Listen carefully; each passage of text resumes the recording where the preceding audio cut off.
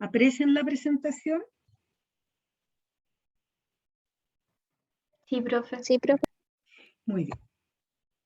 Entonces,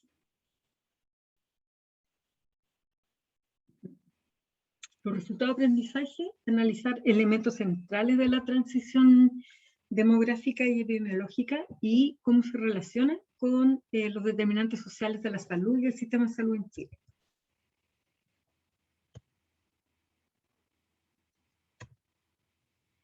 Entonces, la transición demográfica en general, podríamos decir, es una teoría que intenta explicar cambios demográficos desde una alta mortalidad y natalidad a una baja de la mortalidad y posterior baja de la natalidad, así como el aumento de la población y los problemas económicos de dichos cambios. ¿Qué pasa con Chile? Se encuentra en una etapa avanzada de envejecimiento poblacional, tiene una baja fecundidad, situándose bajo la tasa de reemplazo, con una tasa global de fecundidad menor a 2,1, desde inicios de la década del 2000, y una baja mortalidad, con un aumento sostenido de la esperanza de vida al nacer. Las proyecciones de la población en base al censo de 2017 dan cuenta que estos fenómenos se acentuarán con el paso del tiempo, lo cual conllevaría a que en 2050 en Chile se proyectan 176 mayores de 64 años por cada 100 menores de 15 años. Es decir, prácticamente va a duplicar la cantidad de personas mayores de 65 años a los menores de 15. Entonces, esto es central. Para expresar la composición poblacional en un histograma, es lo que llamamos pirámide poblacional o pirámide demográfica. Es una forma visual de poder representar el número de población. Es un doble histograma de frecuencia o gráfico de barras, ¿ya? Son dos gráficos de barras, uno para hombres y otro para mujeres, pero que están horizontales, y el tamaño de estas barritas va a ser del tamaño de la población de cada sexo según el grupo etario. Aquí está la pirámide poblacional en nuestro país, de acuerdo a la proyección del censo del 2017, ¿ya? Entonces tenemos a este lado mujeres, a este lado hombres. Y esto es un gráfico de barras que representa el número de personas por cada grupo etario. Esta es la forma de nuestra actual pirámide poblacional, donde aún la base es un poquito más ancha que el vértice, que está representado por la población de mayores de 65 años. ¿Ya? Hay tres tipos de pirámides poblacionales, o cuatro. El primero es este, que es una base muy ancha, porque tiene una muy alta natalidad, y un extremo muy angosto, porque tiene una muy alta mortalidad y por lo tanto no hay personas que lleguen a edad mayor. Entonces, esta es propia de países jóvenes y subdesarrollados. La población se concentra en la edad joven, poblaciones jóvenes con alta natalidad y alta mortalidad, base amplia y vértice afilado. Esta es la pirámide que tenía Chile en el año 1900, como vimos en la historia de la salud pública, como morían muchísimos niños, la tasa de natalidad era muy alta, entonces nacían muchos niños, pero morían muchos niños, la esperanza de vida era muy poca, bajo 50 años, por lo tanto no habían, y esto pasa hoy día en varios países, por ejemplo esta pirámide se parece bastante a la de Haití, se parece bastante a la de varios países africanos y algunos países asiáticos incluso. Después tenemos la campana, que tiene una base ancha propia de una población joven que tiende a envejecer, con poblaciones estacionarias que tienden al envejecimiento. Se trata de una población en transición desde el subdesarrollo hacia en vías de desarrollo. Se parece un poquitito a la pirámide nuestra. Y esta ya es una pirámide que representa poblaciones muy envejecidas, como de algunos países europeos, por ejemplo. Entonces, la transición demográfica se trata de cómo partimos en esta pirámide, la pagoda, con una alta mortalidad y una alta natalidad, pasando por la campana, en que hay una baja mortalidad, pero una alta natalidad, es decir, siguen naciendo hartos niños, pero ya no se mueren tanto, y hasta que pasamos al bulbo, que es una baja mortalidad y baja natalidad, ¿ya? La transición demográfica tiene varias etapas, Entonces la primera sería la pretransicional, con una natalidad y mortalidad elevadas, crecimiento poblacional bajo. Esta es el periodo de la preindustrialización. No hay planificación familiar, muchos niños fallecen al nacer, plagas, hambrunas, muy pobre desde el punto de vista higiénico. Las personas mueren de enfermedades transmisibles, por ejemplo, ¿ya? La etapa transicional inicial o etapa 2, alta natalidad todavía, pero con disminución de la mortalidad, crecimiento poblacional elevado. Aquí empieza a crecer, a aumentar rápidamente la población. Aquí hay mejoras en la medicina, los servicios sanitarios y las condiciones de vida.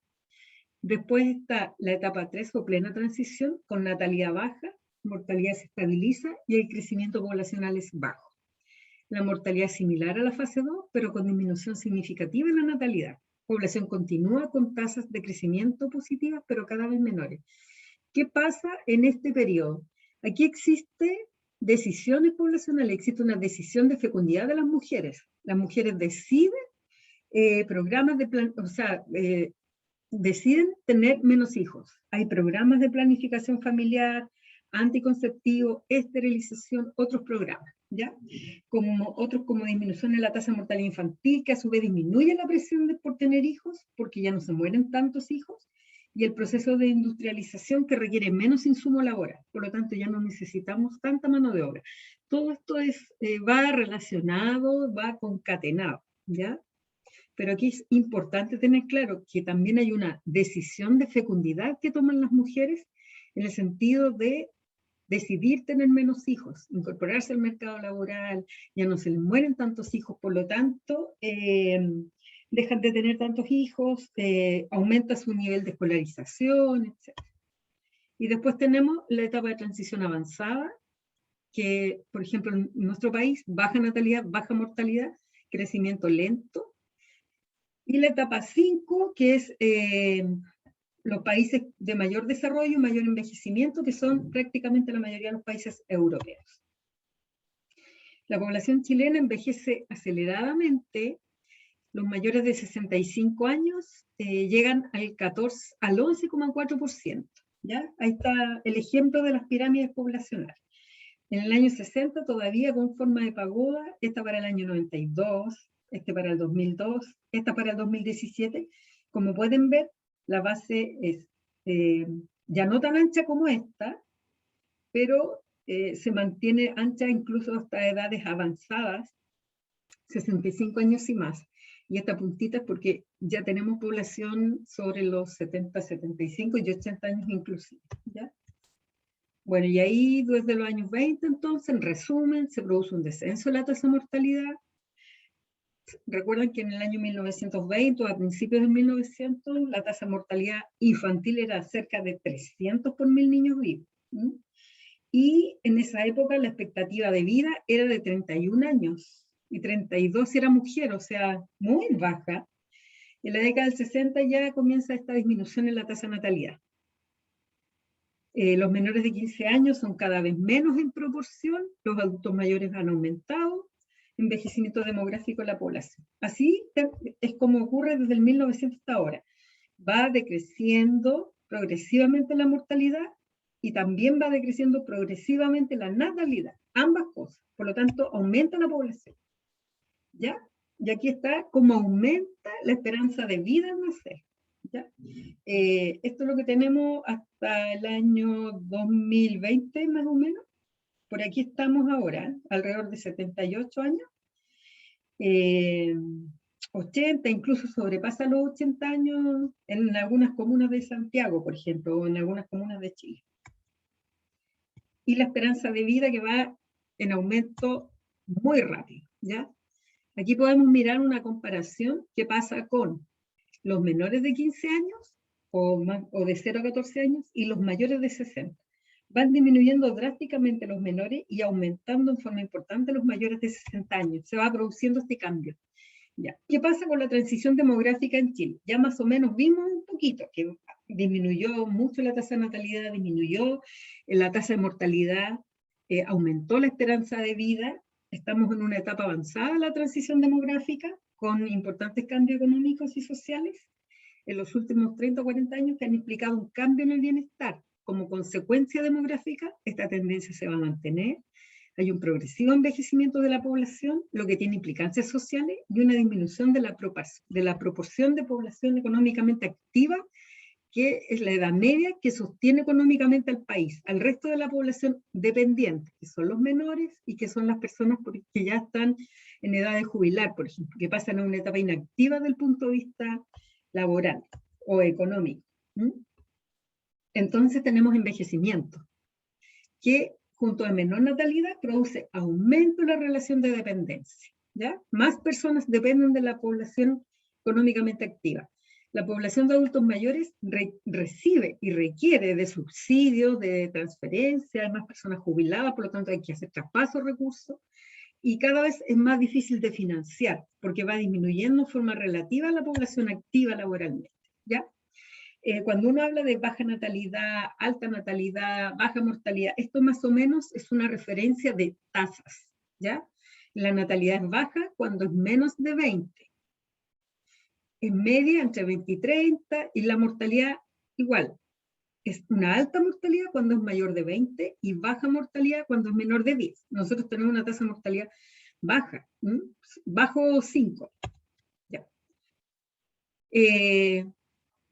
Bueno, hay una demanda, hay un incremento sostenido del gasto público y acceso creciente a la atención de salud y a la utilización de los más nuevos avances. Eso pasa con nuestra población. Hay mejor, para que disminuya la mortalidad, se requieren muchos avances de tipo socioeconómico en un país, pero también mayor tecnologización de la medicina, más profesionales de la salud. En verdad requiere una mayor inversión pública y del Estado. Hay mejora en los indicadores de mortalidad desde principios del siglo pasado, ¿cierto? La tasa de mortalidad general era 30 por 1000 en el año 24, y el 2018 5,7 por 1000 habitantes.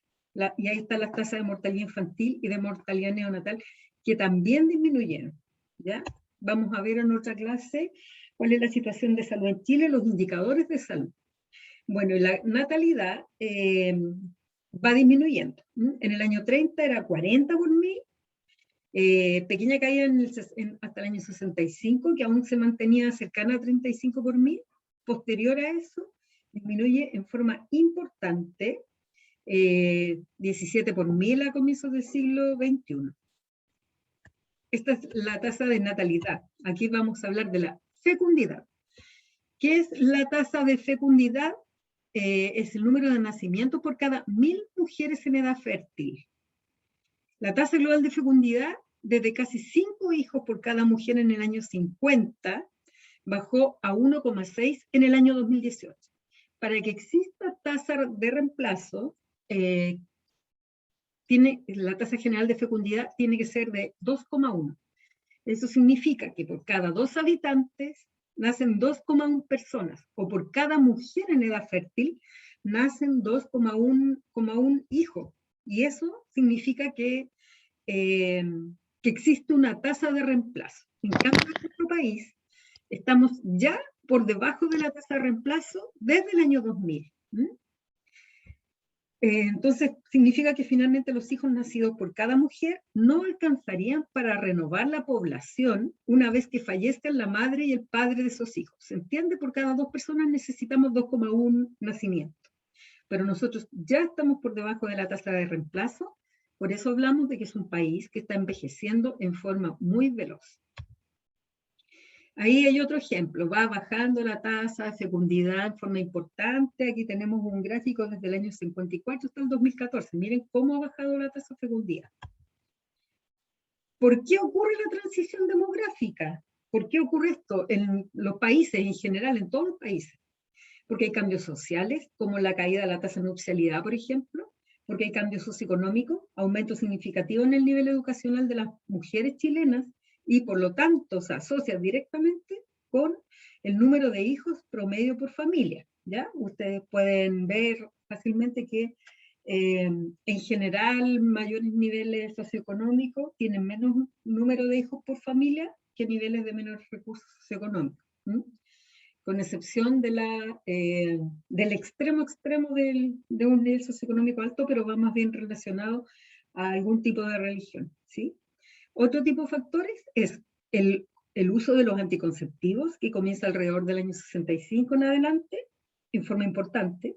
Participación de las mujeres en el mercado laboral, que va asociado. El hecho de disminuir los hijos, el hecho de usar anticonceptivos, disminuye los hijos, y las mujeres pueden comenzar a trabajar. Pero además, actualmente está el concepto de cuánto cuesta criar a un hijo, cuánto cuesta en educación, cuántos son los gastos generales. Entonces, en general, las parejas piensan esto también como un argumento para definir, para tomar esta decisión de fecundidad.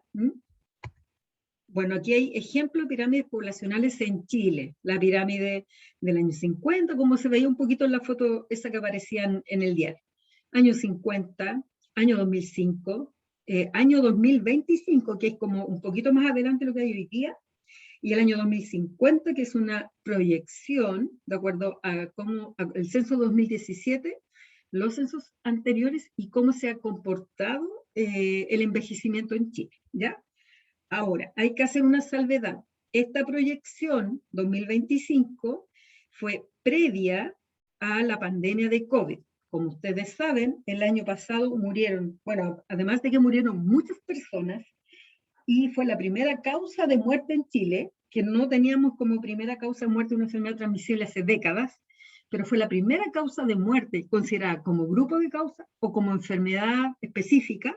En ambos casos el COVID es la mayor.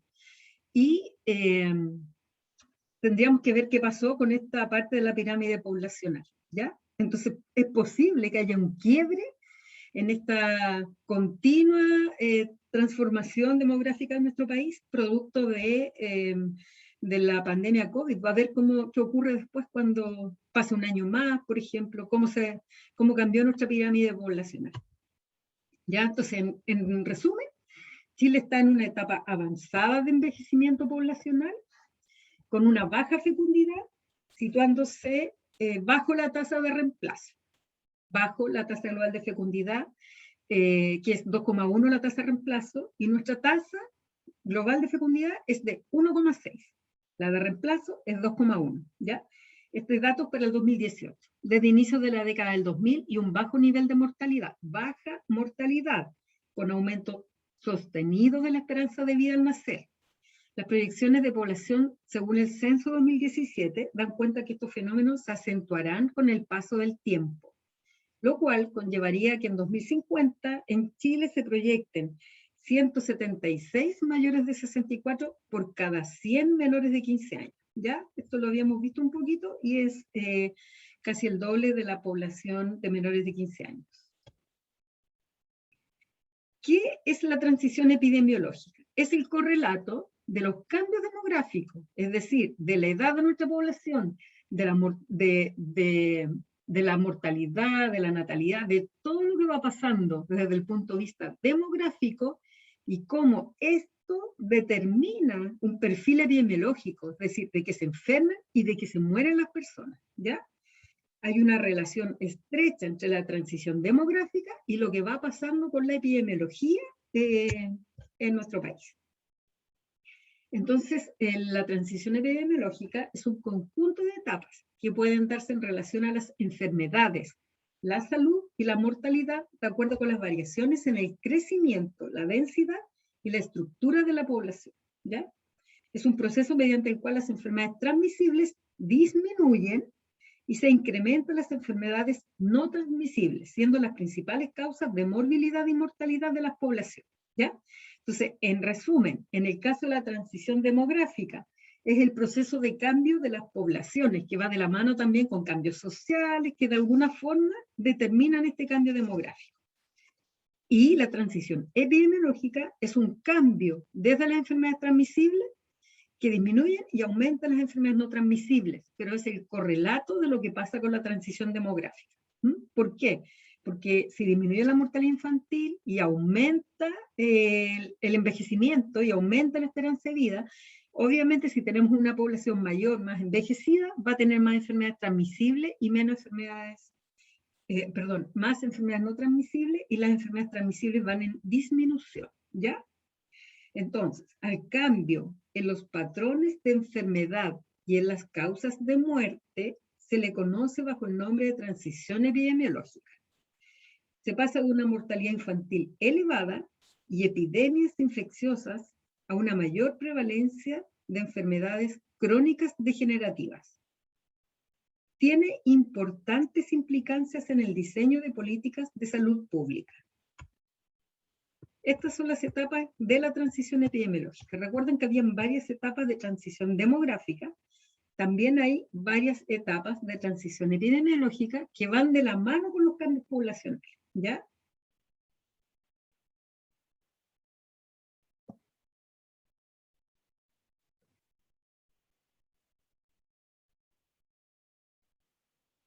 En primer lugar, entonces, tenemos la edad de la pestilencia y la hambruna, mortalidad alta y fluctuante, evitando así el crecimiento poblacional sostenido con una esperanza de vida baja y variable entre 20 y 40 años. ¿Ya?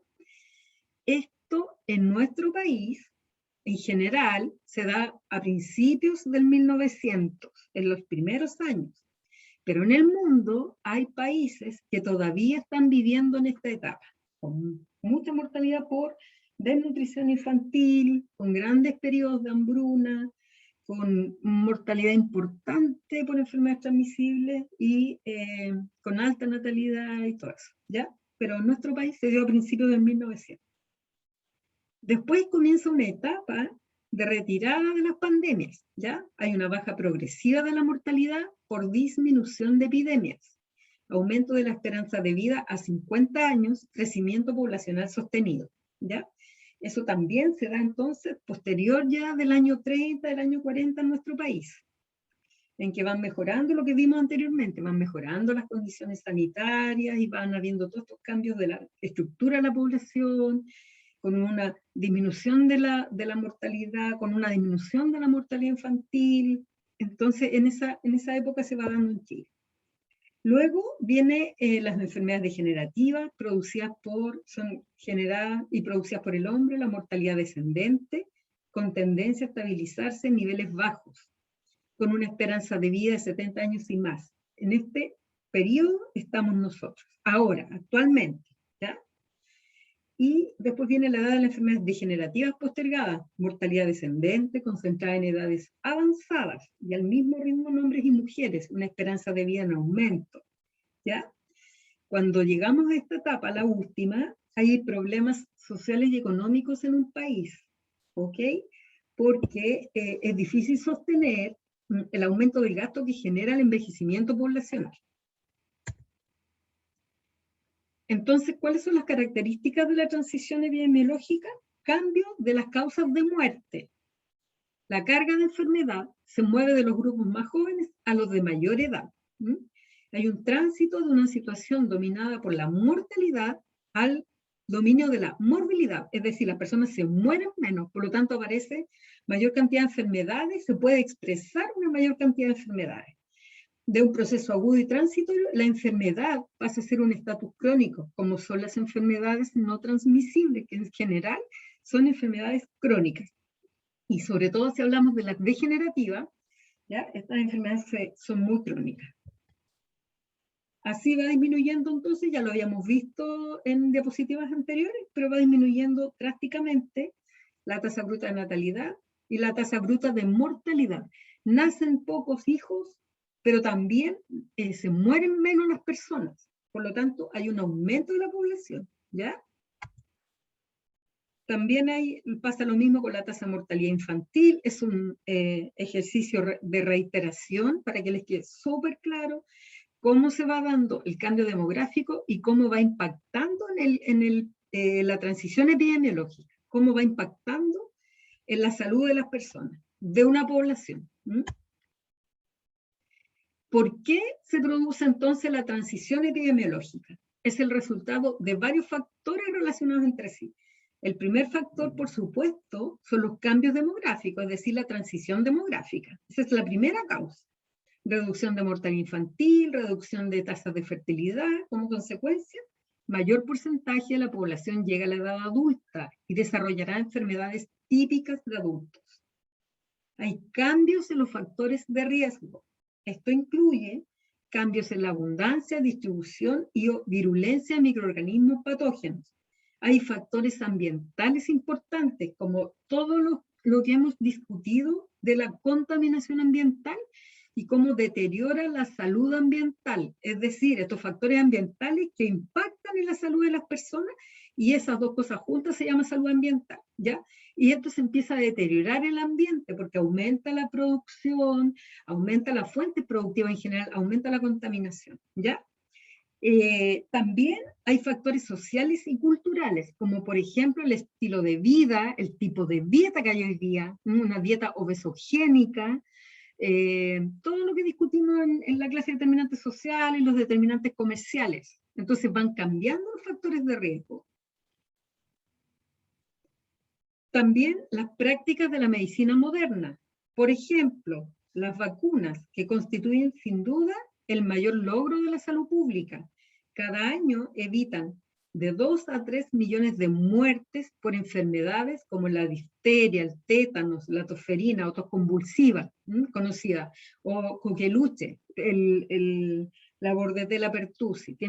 Se llama de varias formas, pero como más se conoce es como coqueluche en nuestro país, ¿ya? Han permitido erradicar la viruela y prácticamente erradicar la polio.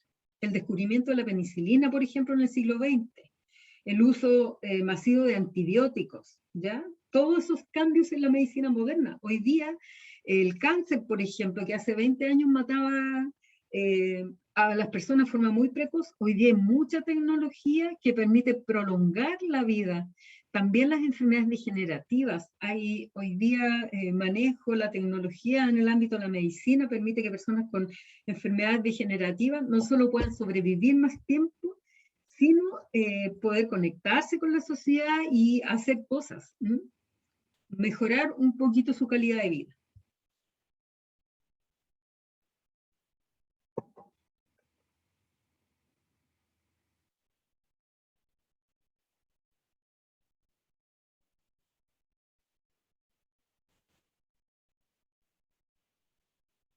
Ya. Entonces, a pesar de los éxitos que se han logrado en salud en el último siglo y las tendencias globales, las poblaciones más vulnerables del planeta siguen muriendo de enfermedades infecciosas prevenibles, una carga amplificada por la desnutrición y la pobreza, ¿ya?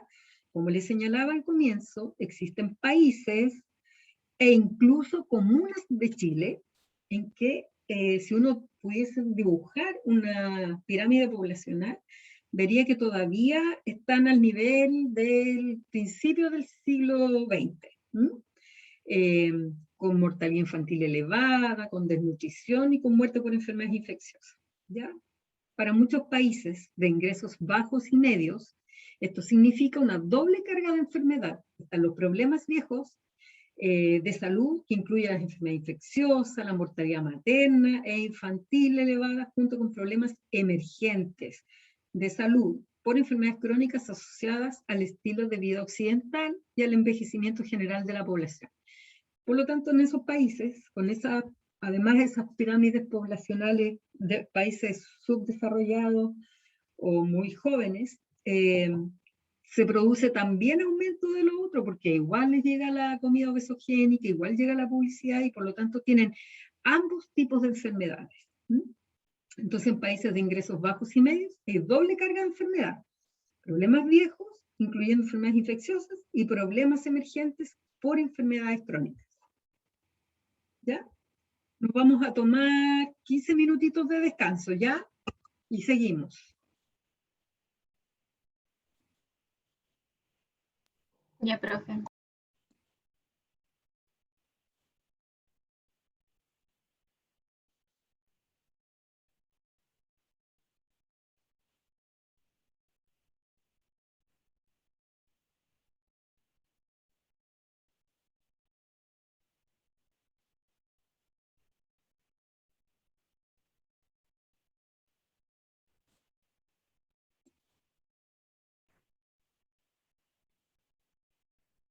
¿Listo? Sigamos.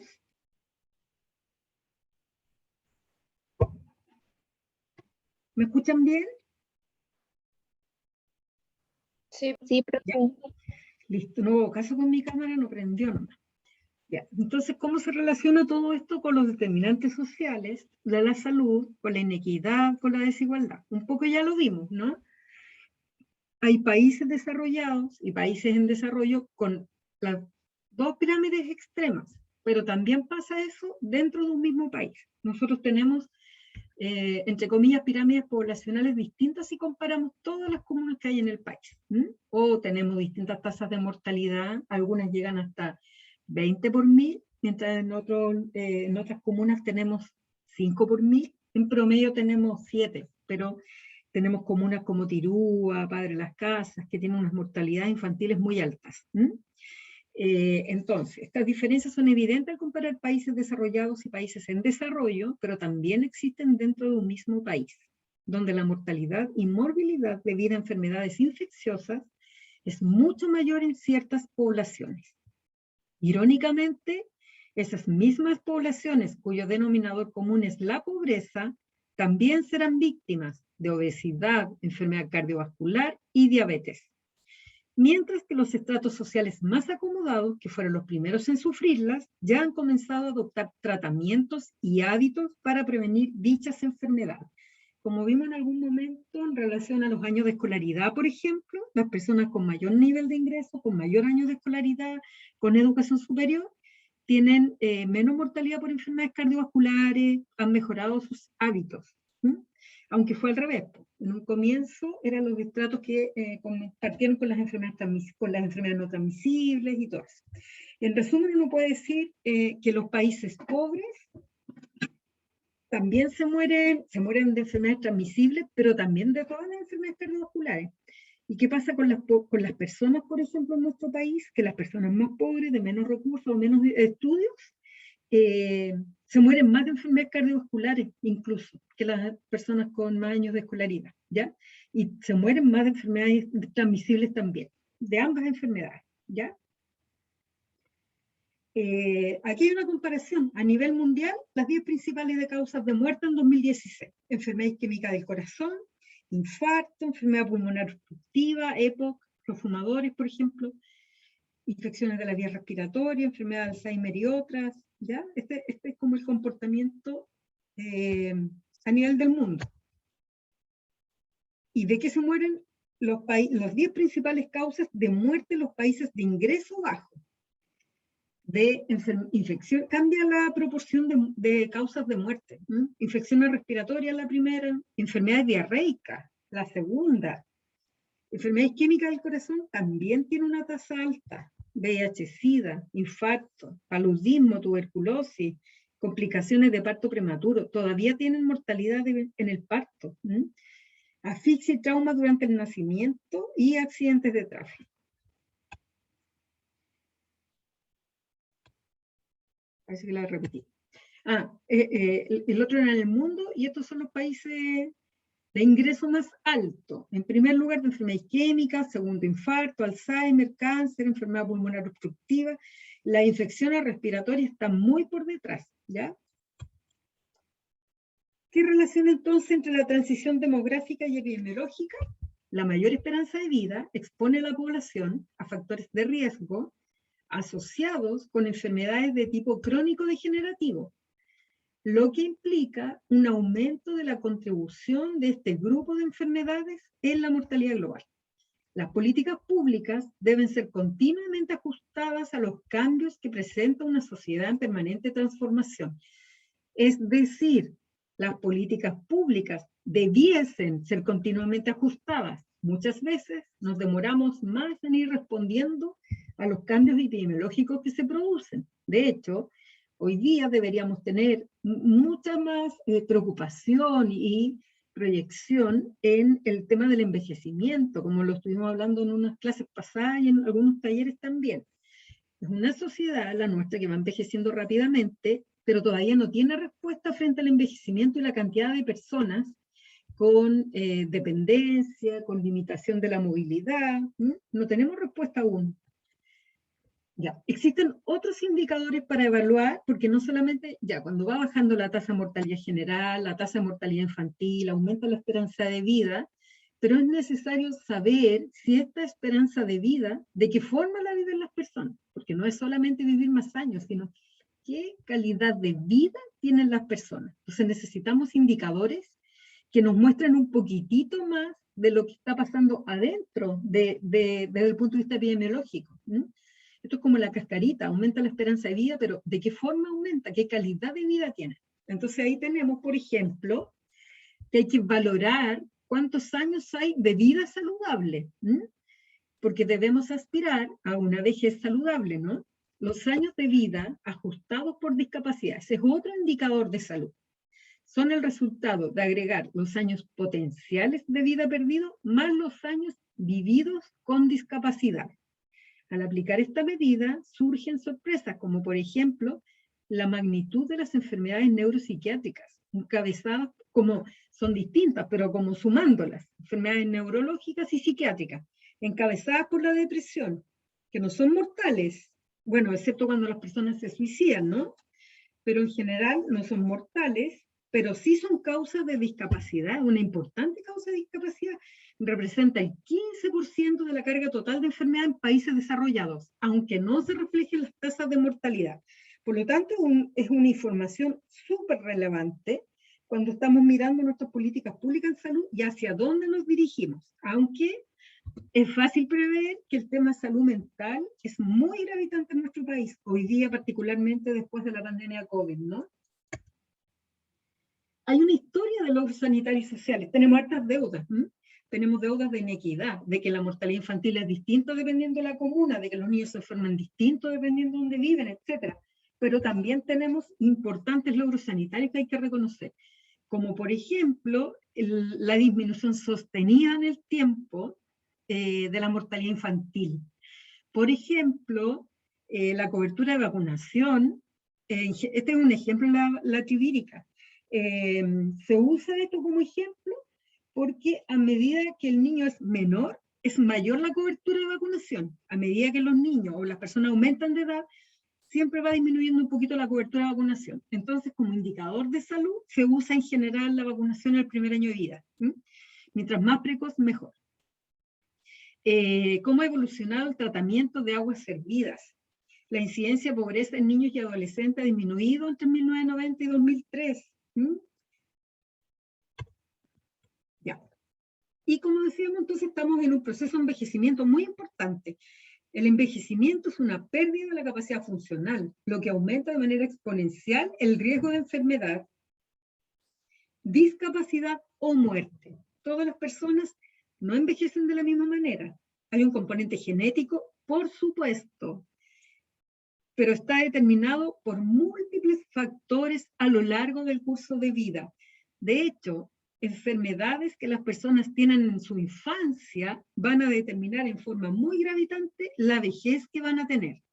Por lo tanto, para una vejez saludable es importante tomar medidas desde los primeros años de vida de la población, ¿ya? Entonces, sin embargo, hay un componente genético importante. Ustedes pueden ver, hay familias con personas súper longevas, pero está determinado también por el ambiente en el que estuvieron, por el nivel de ingreso que hubo a lo largo de su vida, por la mochilita que carga cada persona para lograr su nivel de salud. ¿Qué es un envejecimiento saludable? Que es a lo que debiésemos aspirar como país. Es un proceso de fomentar y mantener la capacidad funcional que permite el bienestar en la vejez. La capacidad funcional comprende atributos relacionados con la salud que permiten a una persona ser y hacer lo que es importante para ella. Se compone de la capacidad intrínseca de la persona, las características del entorno que afectan esa capacidad y las interacciones entre la persona y esas características. Ejemplo, una persona puede tener un cierto grado de limitación para caminar, pero si nosotros tenemos veredas en malas condiciones, transporte público que es poco ergonómica, es decir, que a las personas les cuesta mucho subir porque son muy altas las pisaderas, por ejemplo, o un metro que no tiene ascensores para personas con alguna limitación de la funcionalidad. ¿Qué logramos con eso? Que la persona se quede encerrada en su casa y disminuye su capacidad funcional. Vamos a países europeos donde hay envejecimiento y hay políticas públicas urbanas de urbanización que responden a este envejecimiento, y tenemos veredas en buenas condiciones, transporte público adecuado para que puedan trasladarse, ascensores donde corresponde, pasamanos y distintos tipos de alternativas, y la misma persona con la misma capacidad funcional, con alguna limitación de su movilidad, allá se puede desenvolver completamente, por lo tanto es una persona funcional, ¿ya? A eso se refiere. Una parte es la persona y otra es la relación con el entorno. Somos nosotros, como sociedad, por nuestra falta de preocupación, por nuestra falta de políticas para resolver estos temas, los que muchas veces discapacitamos a las personas, ¿ya? Por eso son personas en situación de discapacidad, porque en verdad no son intrínsecamente discapacitadas. Nosotros las discapacitamos, no les damos la posibilidad de ser funcionales, ¿ya? Comienza en una etapa previa a la concepción y sigue a lo largo de todo el curso de vida. El reto de las políticas públicas comprende abordar el aumento de la fragilidad del adulto mayor y seguir mejorando la salud a lo largo del curso de vida. Entonces, Profe, ¿sí? ¿será enfermedades crónicas? Sí, eso era enfermedades crónicas. Les pido disculpas por tantas siglas, se me olvidó cambiarlas, ¿ya?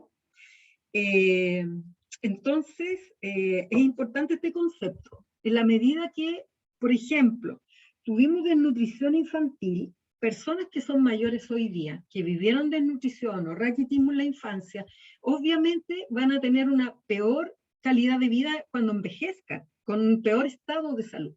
Y también pasa con los niños que tienen sobrepeso, obesidad. Hoy día tenemos un montón de niños con resistencia a la insulina antes de los 10 años de vida. Entonces, ¿qué podemos esperar? ¿Cómo va a ser su envejecimiento? ¿Qué calidad de vida van a tener en su envejecimiento? Por lo tanto, el tema del envejecimiento es algo que se debe pensar desde los primeros años de vida, de hecho desde la concepción. Ya. Abordar la longevidad entonces requiere cambio sistémico en los sistemas de atención de salud.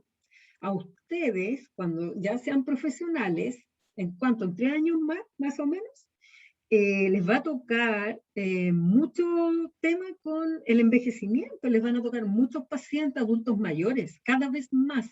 El espacio de la geriatría va a ser súper importante en la medicina, y de hecho ya lo es. Hay mucho trabajo que realizar ahí.